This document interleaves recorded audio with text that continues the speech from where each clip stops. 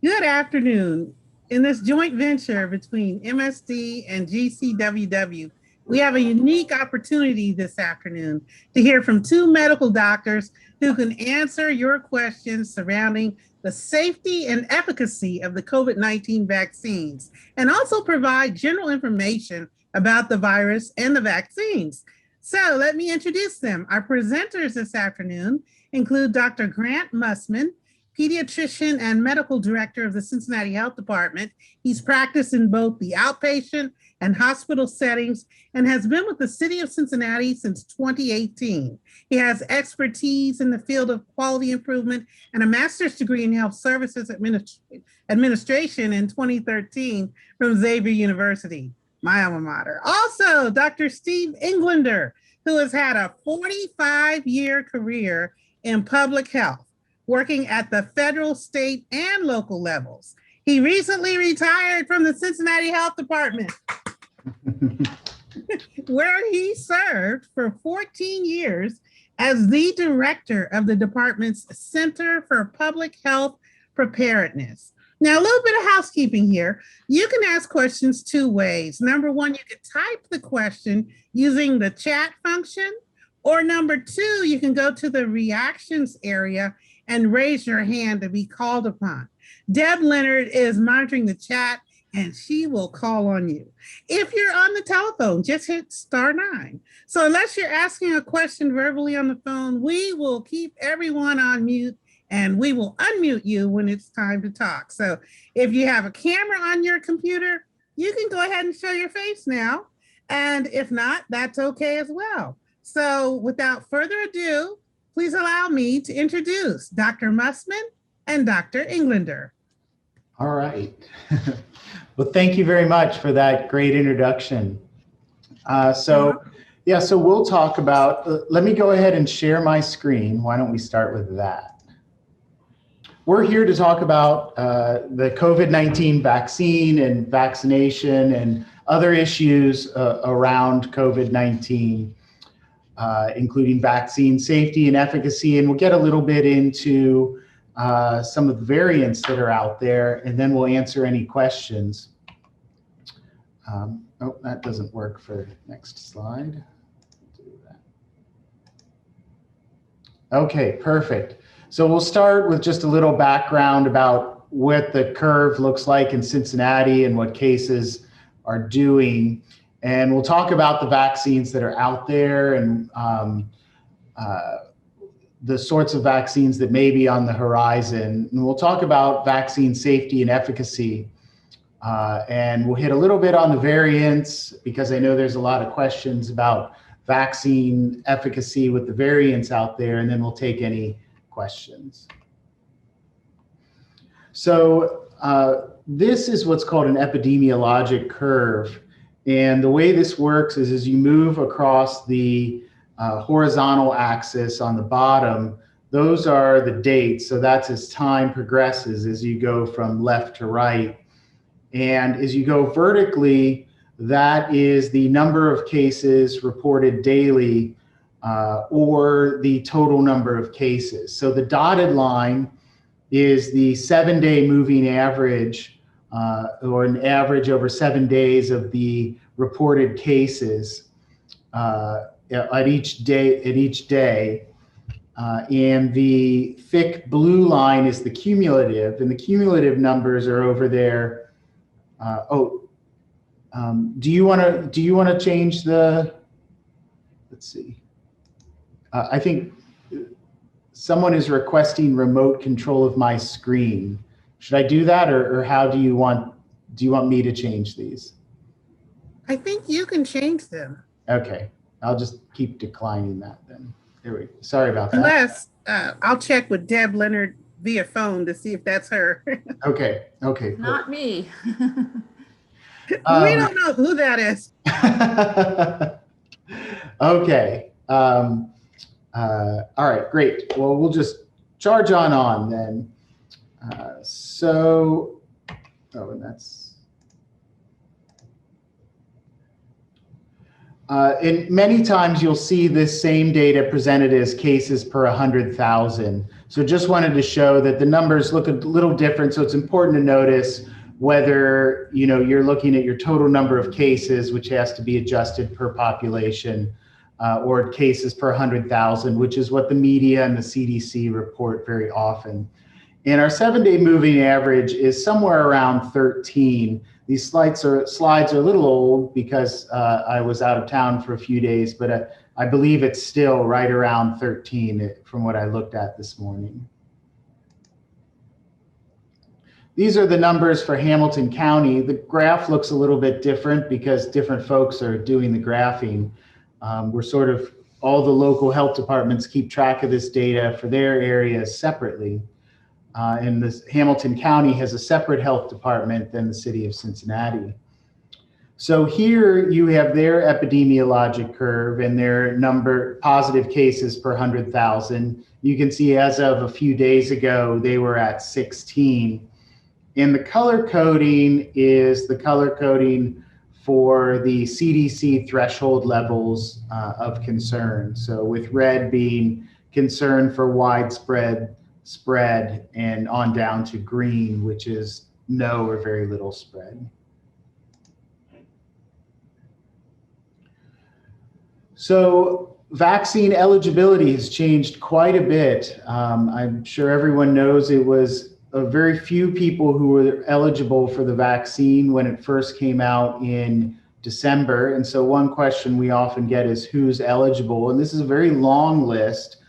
But the point that we're at today is the point I wanted to make with this, is that right now, starting today, it's pretty much any adult in Ohio or anyone above the age of 16 is eligible. So you can actually ignore trying to figure out what category someone fits in, because pretty much every adult is eligible. And those criteria are set by the Ohio Department of Health in collaboration with the governor and with getting input from various folks in different fields. Just wanted to give an overview of what COVID is doing in the United States. And this is from world data, which is, you can Google that. That's where I got it. And if you look here, as of March 23rd, in this box down at the lower right-hand side, almost 3 million people had at least one dose as of March 23rd, with 1.6 million being fully vaccinated, or about 14%. By way of context, if we get to 70 or 80% or so, somewhere in that range, then we start to talk about herd immunity, where the virus has difficulty finding someone to spread to. So, in terms of herd immunity, these numbers would have to get a lot higher. This is just bringing this home to Ohio. In Ohio, I think this is, I'm sorry, I meant to pull the US slides, but this is specific to Ohio. So this is showing the same data. Sorry for that, but about almost 3 million people in Ohio. And then just looking at how different states compare. So this has the US data with 128 million doses given and 45 million fully vaccinated. Again, apologize for the confusion on that. I should have realized those numbers sounded strange when I was talking, but at any rate, if you look here where we compare in terms of percent of the population fully vaccinated, we do pretty well with about 14% of our population.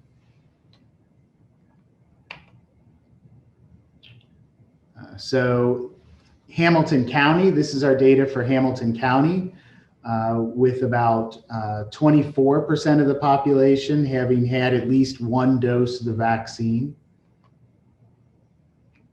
And this is the Cincinnati Health Department specifically, And this is the number of doses given by day, are the purple bars in the graph on the right. And the dark line is the number of cumulative doses given. As of March 23rd, 26,000 doses given. And you can see the breakdown by race and gender and age there on the graphs on the left. So what are the available vaccines out there? And one thing that's, I think, important to note is that there are no vaccines which have full approval by the Food and Drug Administration, which is the body that approves drugs for use in the United States. The vaccines are available in the United States under an emergency use authorization, which is a process where at some point in the review of the data, the Food and Drug Administration says, given the severity of what's going on and what we know of the data, the risk-benefit balance for what we need to do is to offer this because it is an emergency. The vaccines that are available under the emergency use authorization are the Pfizer vaccine, which is an mRNA vaccine, and I'll touch on that in a little bit. It takes 2 doses 21 days apart. And the Moderna vaccine, which is an mRNA vaccine, again, 2 doses 28 days apart. And then the Johnson & Johnson vaccine, which is what's called a viral vector vaccine, and which is a single-dose vaccine. A lot of folks have questions about what this vaccine technology is and how new it is, and what do we know about it. So I just wanted to share a little bit about how the mRNA vaccine works. Generally a cell has DNA, which has the genetic material in it, and mRNA, which takes that genetic material into the cell, into the places where the proteins are made that make stuff happen. So this vaccine is an mRNA vaccine, which carries genetic material from the SARS-CoV-2 virus. So COVID is the name of the epidemic. SARS-CoV-2 is the name of the virus. And then that mRNA is processed by the cells, and it teaches the cells, so to speak, how to make a harmless piece of spike protein, which is a piece of the SARS-CoV-2 virus that causes a lot of its effectiveness as an agent. So the genetic material goes on to be destroyed by the cells. It is not incorporated into our DNA. There's no mechanism for that to happen. It does not alter the genetic material of cells, but cells display this piece of spike protein, the so-called spike protein on their surface. And that generates an immune response because the body recognizes that that should not be there. And then this produces antibodies, and that induces the immunity. And the mRNA vaccines are, these specific ones are brand new. The technology is relatively new, but there have been mRNA vaccines that have been studied in the past for influenza, Zika, rabies, cytomegalovirus. And you may wonder why you haven't heard too much about those, and it's a combination of reasons. But one is that the typical FDA approval process takes a very long time. And at some point, the interest in those vaccines may wax or wane during those periods. This is how a viral vector vaccine works. And essentially, it's this graphic on the right. So you use a common cold virus that has been neutralized so it can't reproduce or cause the cold. And inside of it, you put DNA from the coronavirus. The DNA, the adenovirus, the cold virus, goes in the body And the DNA enters the host cells, and the host cells make mRNA, and the mRNA makes the spike protein, and then you get immunity. And the DNA is not able to be incorporated into the host cell and also eventually is destroyed. And there have been previous viral vector vaccines, with the Ebola vaccine being one of them. A little bit about what an EUA is. The FDA is the organization that approves drugs like vaccines. And an emergency use authorization, as I touched on before, is the mechanism that pre-existed before this. So this was a known mechanism for the FDA to make the determination that the available data and possible benefit or probable benefit of a drug that has been well studied, though perhaps not to the point of others. It's the mechanism by which the FDA can make that available.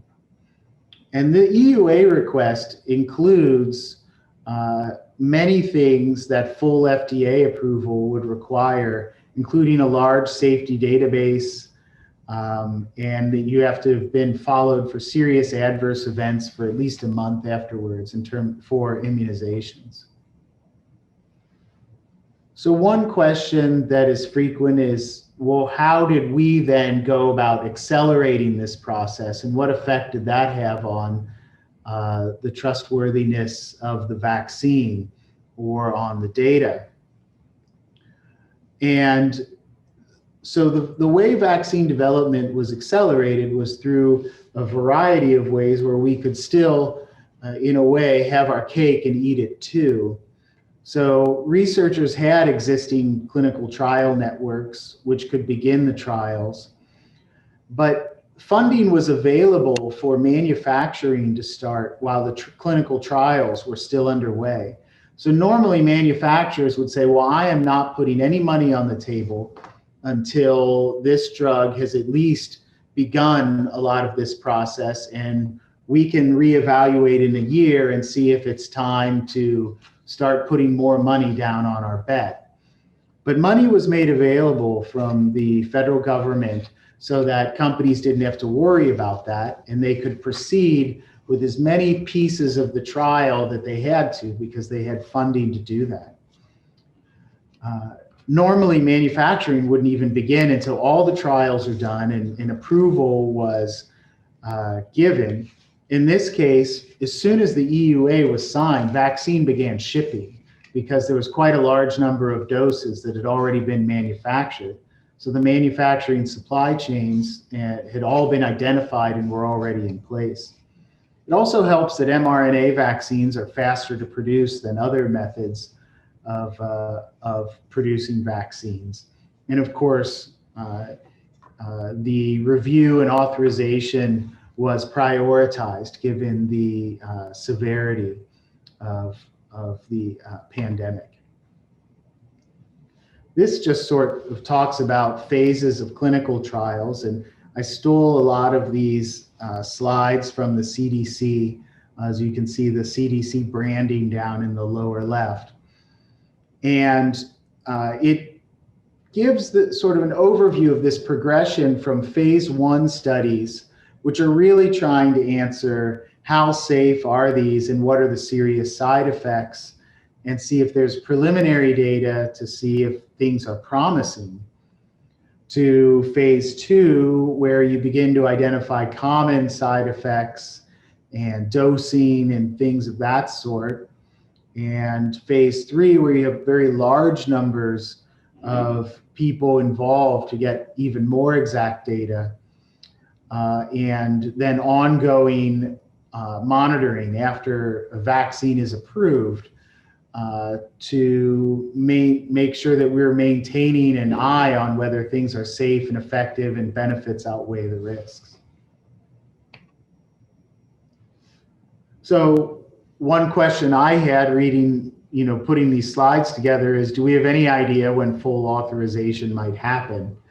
And full authorization happens when all phase 3 trials are complete. So many of these vaccines have phase 3 trials which are continuing. All data has to be presented and reviewed to the FDA. Things like proper labeling must be understood, like what are the spacing options between the vaccines.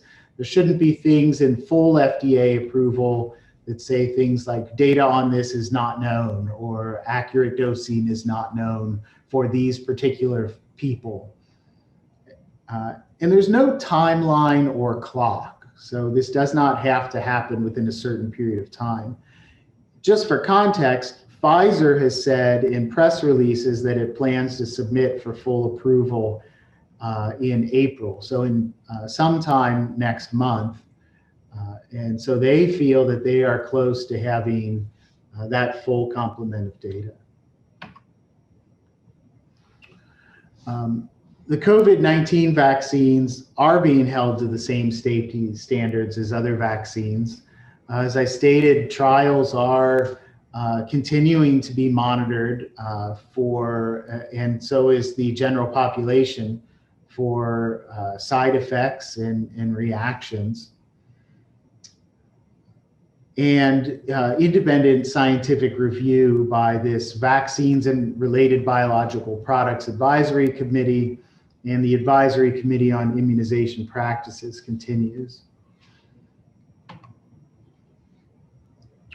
And a lot of these systems are already in existence.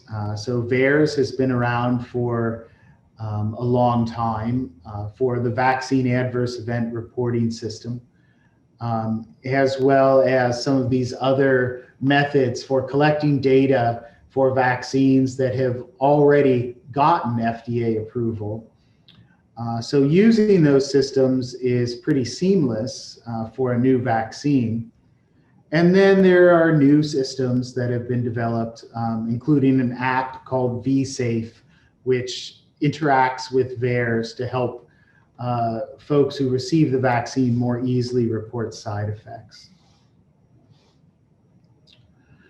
So how effective are the vaccines? They're pretty darn effective.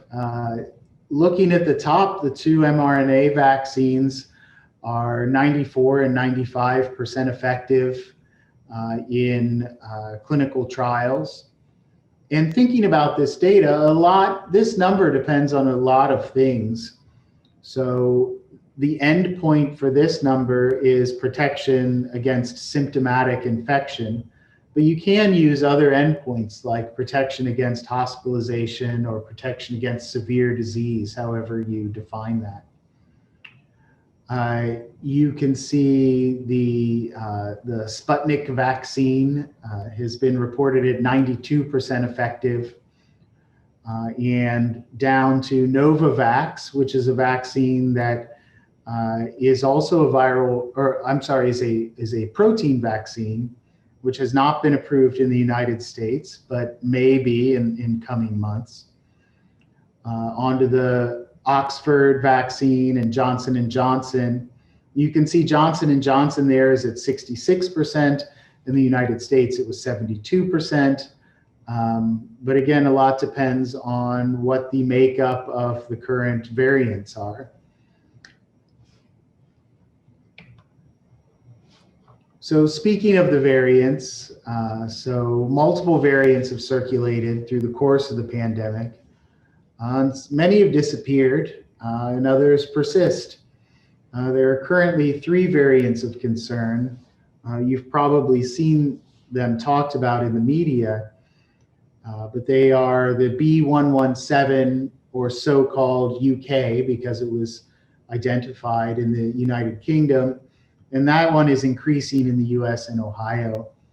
There's the B1351, or so-called South Africa. Again, not because it necessarily arose in these places, but because it was identified there. And then the P1 and P2 variants.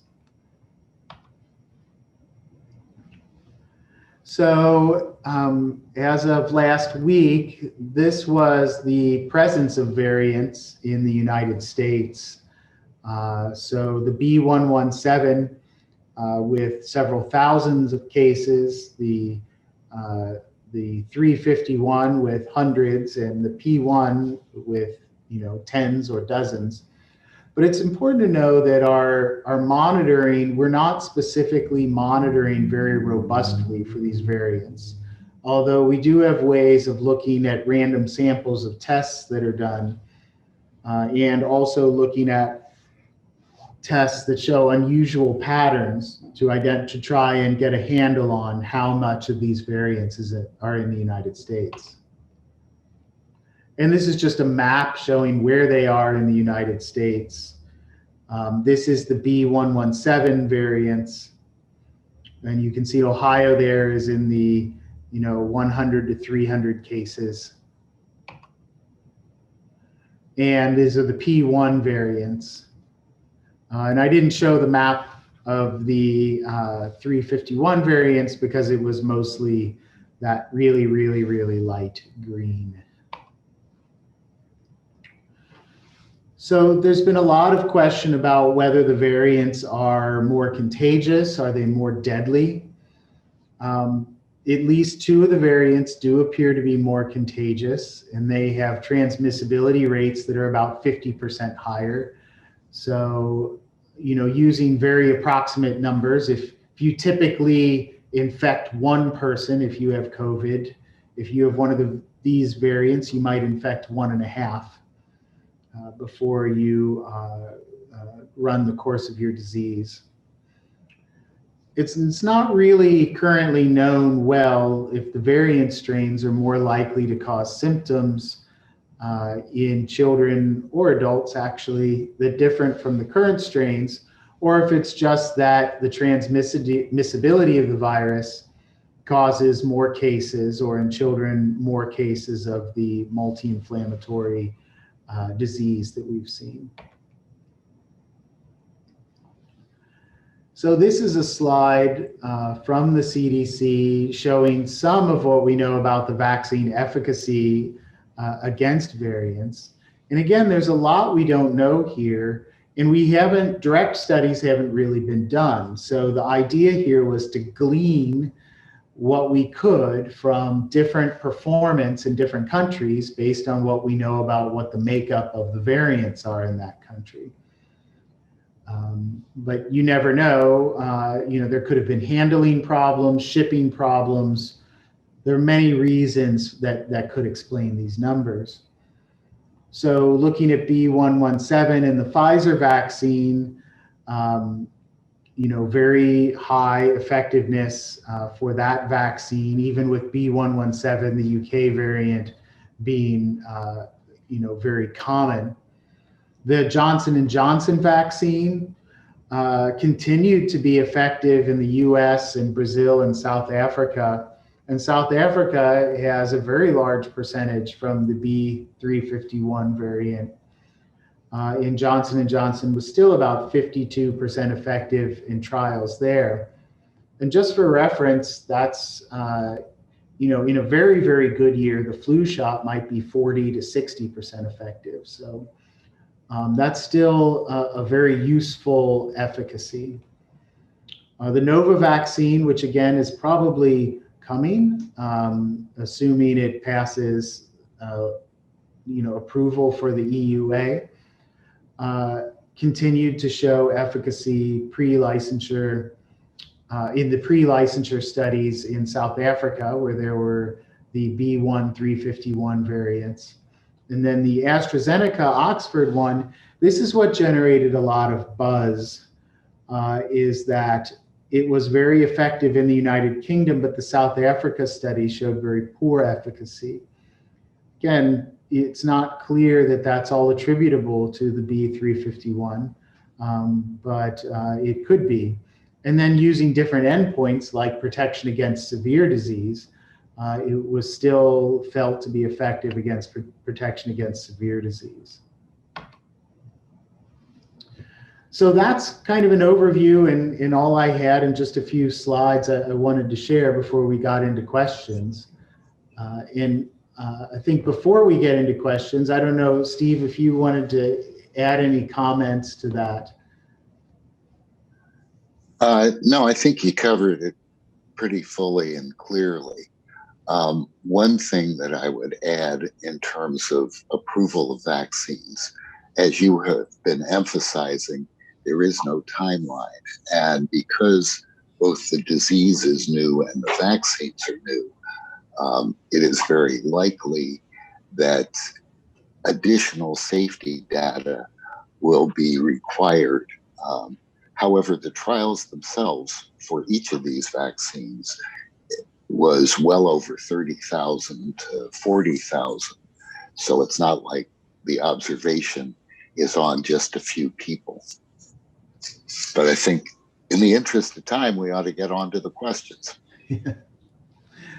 I'll go ahead and stop sharing my slides, and then I can send these to you. Maybe I'll clean up a couple of the typos first that I noticed. Or is this being recorded? It is being recorded, and we can post it and send a link out to that's perfect. all of MSD and all of Greater Cincinnati Waterworks. So. That's perfect. Yep, we'll do that. And just a reminder to anyone who wants to ask a question, you can type the question in the chat function, or you can go to the reactions box and raise your hand. Then Deb, who's monitoring for both Waterworks and MSD, will call on you. Okay, so I have a few questions already, some that were submitted beforehand and some in the chat, so we'll start with those for now. Question number 1. A measles vaccine, for instance, prevents an individual from getting the measles. Why don't the COVID-19 vaccines prevent people from getting COVID-19? As I understand it, they only lessen the severity of symptoms if one does get COVID-19. Yeah, I'll be glad to start on that one. In the clinical trials, they were not looking at how well the vaccine prevents infection, except for one of the vaccines. They were looking at how well it prevents illness. There is clearly emerging data now that the vaccine is in use, that its effectiveness in the real world matches or exceeds the efficacy that's been seen elsewhere. If you look at the observational studies that are coming out among healthcare workers who have been fully vaccinated, the number who have been infected after the vaccine has been administered and 2 weeks has passed since the last dose. Those numbers are tiny. The efficacy there is well over 95%. And in fact, very few, I don't think any of the illnesses detected have in fact resulted in hospitalization. So it's more an issue of we didn't have all the answers, but the answers that are coming out is that all of the vaccines appear to be quite effective at preventing infection. If you do get infected afterwards, they are quite, if not universally effective at preventing severe disease, at least to this point in time. Okay, question number 2. Please explain the difference between a variant and a strain. Do all the vaccines protect against all variants/strains? If not, what's the point in getting a vaccine against one variant/strain when another variant/strain is right around the corner?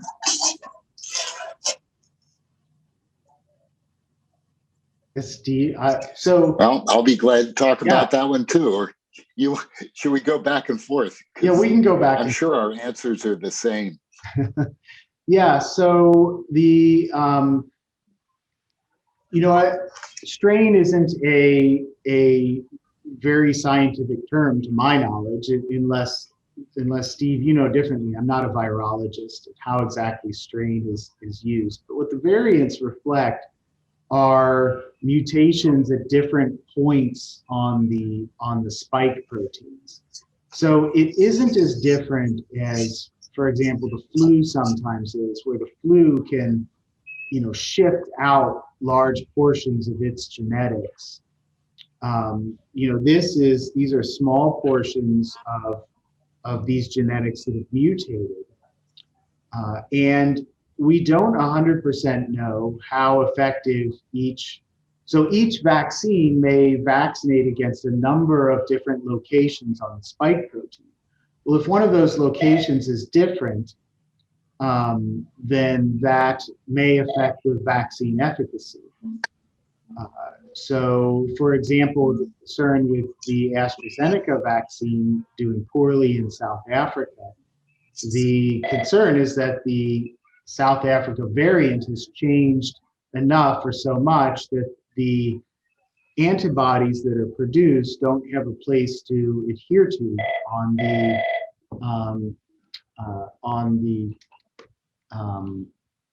the spike protein. So there is benefit though so the efficacy may be slightly different. So for example, we saw that with the Pfizer vaccine and the B117 variant, or it may be a lot different and we don't know, but so far most of the vaccines look like they're holding up at least very reasonable efficacy with the variants. Yeah, the only thing that I'd add, if you think about flu, there are minor changes, drifts, if you will, and big changes, as Dr. Mussman said about shifts. H1N1 12 years ago was a shift. It was newly introduced. It was a pandemic strain. In terms of these changes, it changes the configuration of how the virus attaches and may affect the effectiveness of the antibodies produced to a slightly different spike protein. Already, Moderna is developing a different package, if you will, because that's different messenger RNA that's engineered to create a response that will have antibodies to 1351 or the South African strain. So I think you can expect to see the vaccines evolve as the coronavirus evolves in the population in the world, which kind of gets to what might be a subsequent question: will we need boosters? It's too early to tell, but I think the likely answer, from what we know about how our bodies react to other coronaviruses, is that probably boosters will be appropriate, whether that's annually or exactly when is not so clear, because again, new vaccines, studying the responses of people and studying the antibody levels is not the only way that the vaccine produces the immune response. There's memory immune responses. So as time unfolds, we'll know more about what kind of changes are needed, how frequently do we need to get boosters. It may not be annually. Okay, next question. Can you explain the differences, for example, pros versus cons, between the different vaccines? So one of the big differences is whether you need a second shot or not. So I think that's certainly a big consideration. It's much easier. This would be much easier on us if all the vaccines were single shot vaccines. There would be a lot less to keep track of, certainly. And you saw that 24% of the population or so has already gotten one dose, but our immune rate, our fully vaccinated rate, is only 14% because we have to give twice as many doses. So one important consideration is how many doses have been given, or I'm sorry, how many doses you need to get. In terms of the handling and storage is another big difference. Some of the vaccines need to be put in a regular freezer, obviously very well maintained at certain temperatures, but nothing heroic in terms of the equipment needs there. whereas the Moderna and Pfizer vaccines, for example, need to be kept at extremely cold temperatures, which, in the United States, we can figure out how to do that, but that can make it extremely difficult to distribute. Even in the United States, it very much limits who has the capability of receiving these vaccines in terms of distribution. There's a lot we don't know about the endpoints, and I think, as Dr. Englander, pointed out, is we can only say what we know, and we try not to say what we think, because that could be wrong or what we're guessing. But when you're doing a scientific study and you're trying to determine if something works, you have to define, what does work mean? And how are we going to measure that? And it has to be a very, very, very narrow and precise definition. So, it's definitely a good idea to be cautious looking at the vaccines and saying that, well, this one's 95% and this one's 90%, and that makes a big difference. So I'll go with the 95 versus the 90, and we just don't know how that translates in the real world. With the Johnson & Johnson vaccine, for example, the efficacy in the United States was 72%, but they had 0 hospitalizations in the whole study, if I recall that correctly, Dr. Englander. So if you're more concerned about getting severe disease, it's possible that might be a superior choice. So it's really, all of the vaccines at this point seem effective, and in terms of picking and choosing in between them, probably it's best to just look at all of them and say, well, they all seem to be effective. And, looking at what that exact endpoint might be, we may know that in a few years.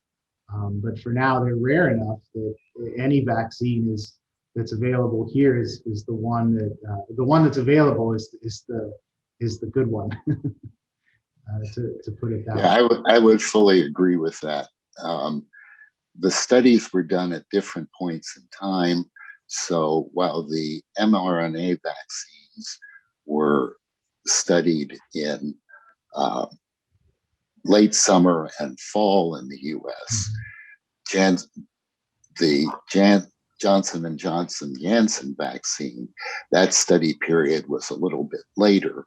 So what was circulating, what people were exposed to in the studies, was different, simply because the pandemic is different month by month. On top of that, kind of bottom line is what Dr. Mussman said: the vaccine that's available to you is the best one to take. They all work very well.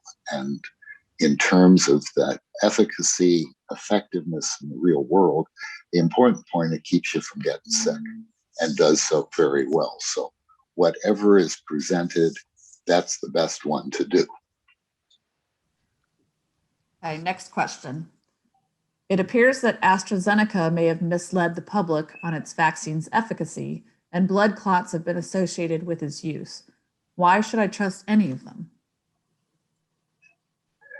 Well, I don't know if I can answer the why trust any of them.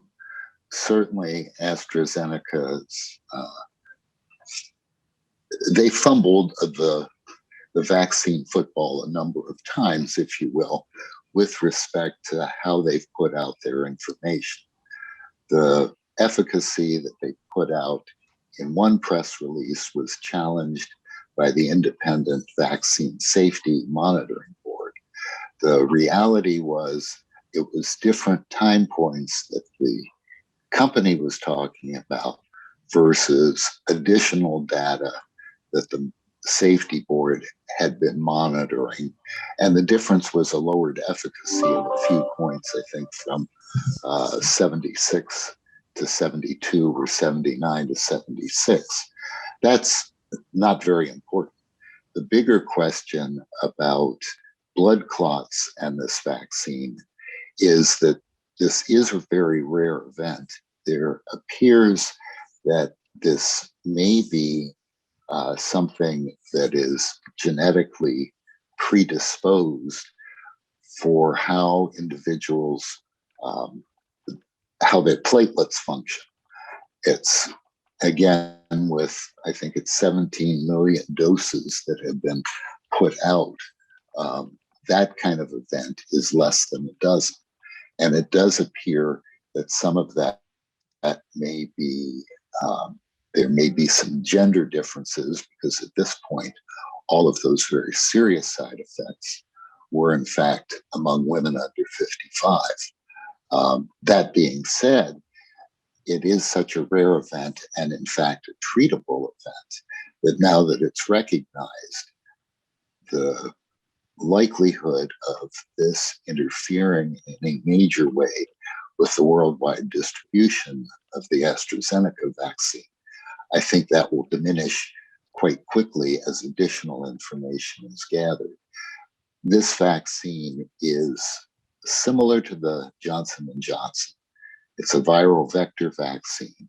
It can be held at room temperatures, and the production costs of this are extraordinarily affordable by the world at prices of $4 to $6 a dose instead of $10 to $20 a dose is what the US is paying for the vaccines developed. So at this point, AstraZeneca has a bruised eye, but I think there's a future for that vaccine. Okay, and I see somebody has their hand raised, but we have a few chat questions still ahead of you, so please be patient. Hand raised person. Next question, what vaccine is the city giving out? I guess they mean the Cincinnati Health Department giving out currently. We're giving out whatever they give us. Yeah. Pfizer, Moderna, and Johnson & Johnson are all what we are using. And Johnson & Johnson has been in the least supply. So since we can handle the super cold temperatures, probably as is the case elsewhere, we've probably given a little more Pfizer than Moderna. But you know, whatever we get, we'll give out as quickly as we can. Okay, next question. I cannot seem to get registered for my second dose. I'm using the ArmorVax app, but that does not have available openings. Why is it so hard to schedule? Why can't they get registrations all in one place? I'm worried that I'm going to miss my window for the second shot. Yeah, so this is the big question. It would have been super helpful. You know, so first, the larger issue is why is it so complicated to register? And, you know, certainly it might have made sense if there was a unified, you know, vaccine identification and registration mechanism.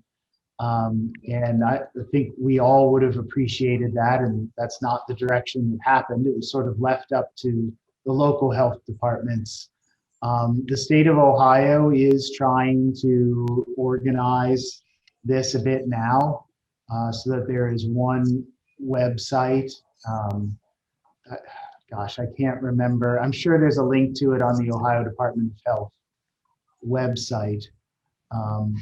But you know, certainly early in the game, you know, there have been many different developers of the technology that we've tried to use to make this very complex process happen. I believe I responded to this when it was sent as a direct message to me. It sounds like this person got the vaccine from the Cincinnati Health Department. They're asking about a second dose. ArmorVax actually sends an automatic, will contact you automatically within 4 days of your second dose. It comes out 4 days within your second dose being due. And it kind of does it at the last minute like that because we don't have a great way of screening. It has to wait till you're eligible. Long story. But if you don't, there's an automated, very reliable link in your email that should come for how to register for that second dose. It will come 4 days from the date that that dose is due, and you have my email if there's a problem, and I can look into it. Yeah, and this is evolving. It's too bad, knowing what was coming, the world couldn't have developed better systems for tracking all of the data that is what will ultimately be included, by the manufacturers. This is an emergency use, so we're required to collect a lot more data than would be the case if you took your child in for their routine immunizations. But process improvement are things that we're looking at. So like now at the big clinics we're holding at Duke, we've tried to make available signing up for your second dose available at that time. And, unfortunately stuff happens. So if you can't do it electronically, as Dr. Mussman said, reach out. You can also call, because there is a team that is taking these calls and trying to figure out how we can fix these mistakes or these difficulties that all of us would prefer to see not be happening. Okay, next question.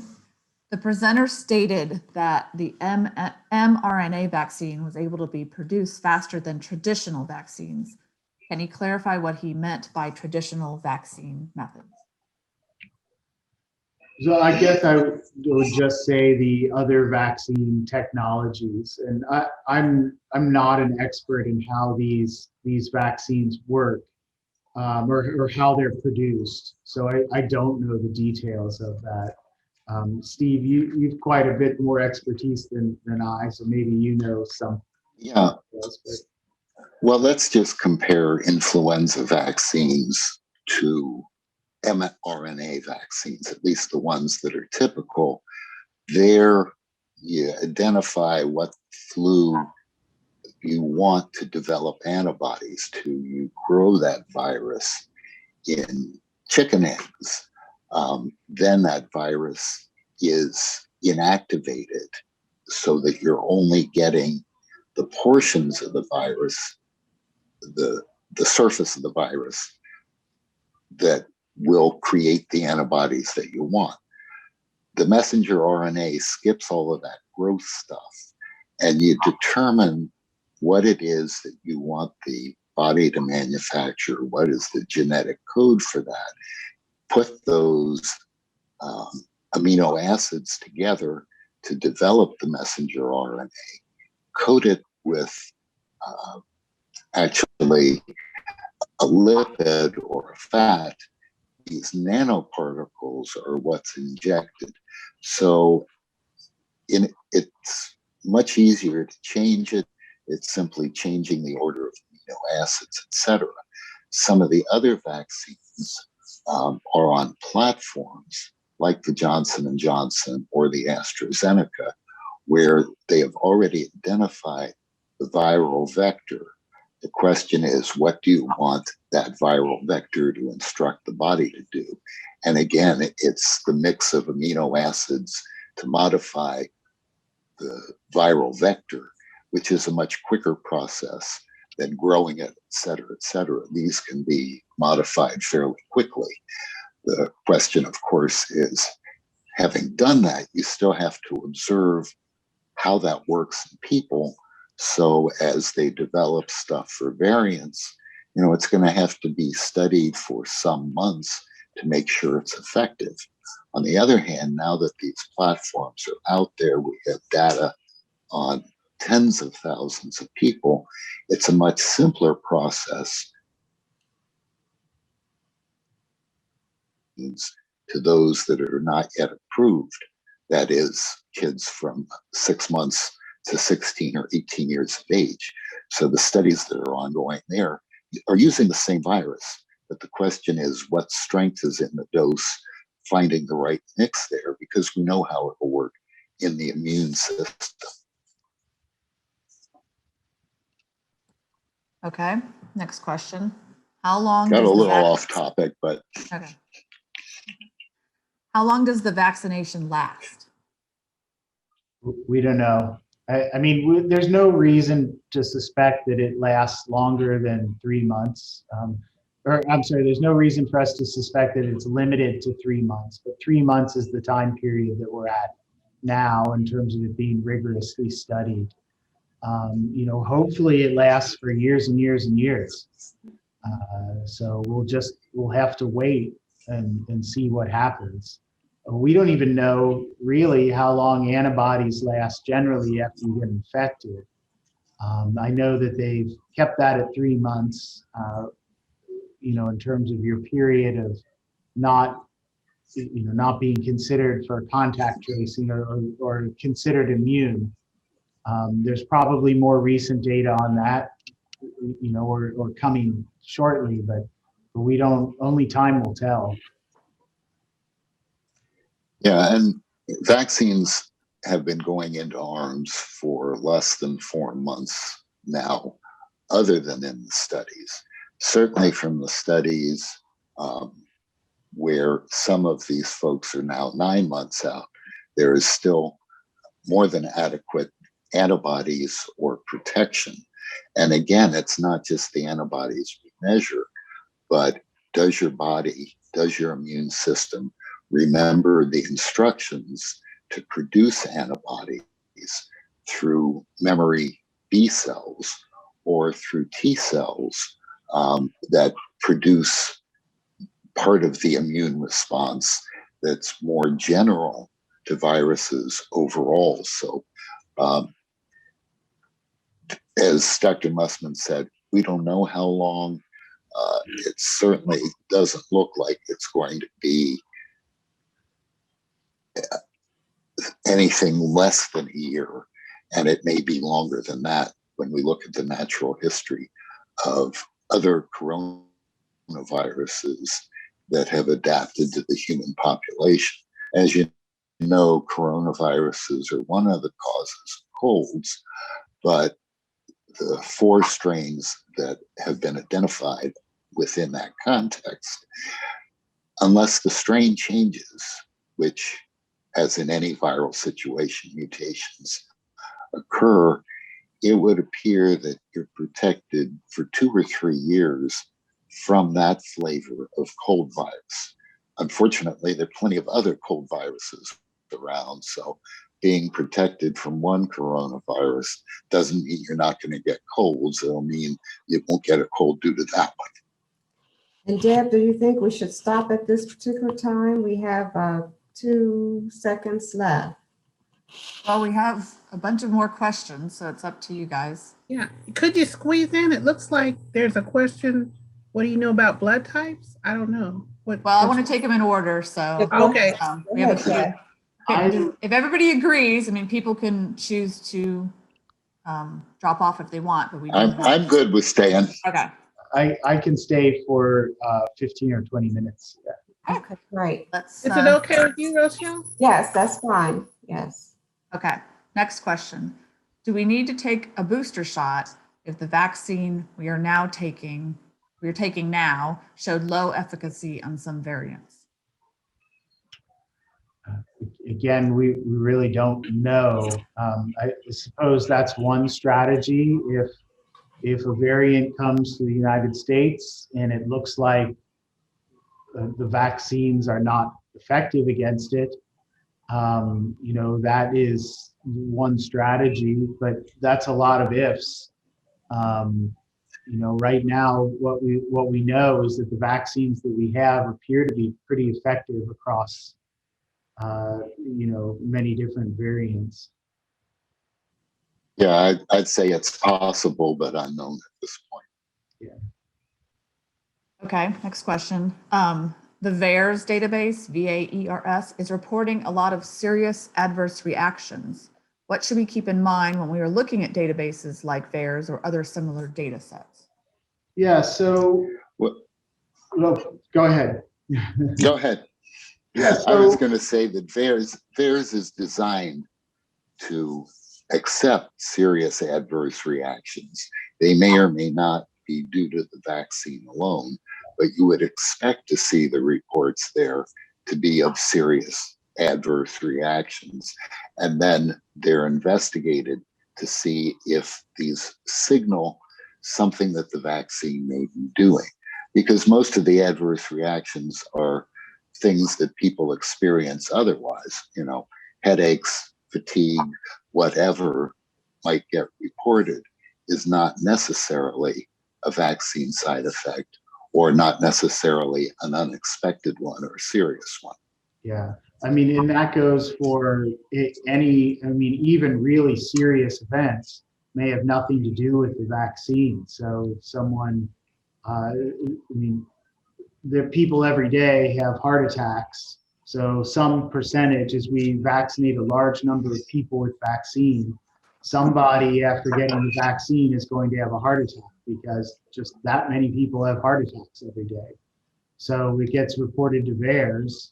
That will wind up in VAERS because someone is going to say, he had a shot today. It might have caused the heart attack. And then what has to happen is you have to look and say, was there an increased rate of heart attacks in people who got this? And I have not seen this. This is just a really egregious example of something, pretty serious. But just because something happened, things happen to people every day, and we're vaccinating large numbers of people. So people are going to have bad things happen to them on the same day that they get the vaccine. And it's going to take a lot of work to figure out whether it has anything to do with the vaccine or not.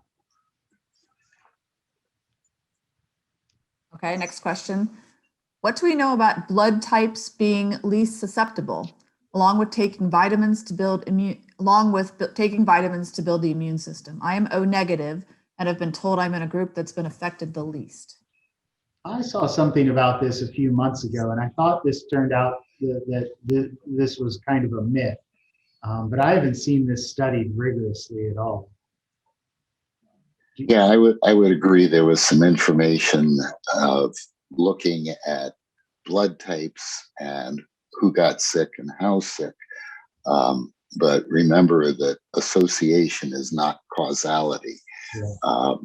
So whether or not this is a real factor, it certainly has not been to the degree that anyone feels it's clinically important. Okay, it appears we just have one last question, unless someone has the person who had raised their hand. It appears they asked the question in the chat, so we don't have any raised hands. Sending your question. Just follow it.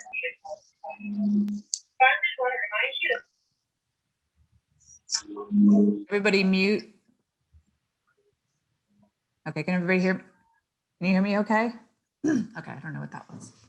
So this last question is really just about scheduling a vaccination, that the frustration that there's open vaccination dates on days when they're working both days. So I think it's a frustration about, how is the city handling, people who work, shift jobs and are on, consecutive days. And are we, I'm guessing that it has to do with how are we accommodating people who have shift positions as city employees to get them vaccinated and in there.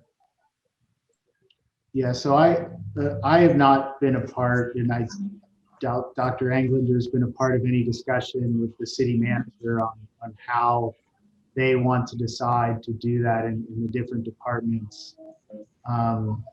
Obviously we do the best we can to get to make the as available as possible. So I'm not sure how different city departments are handling that.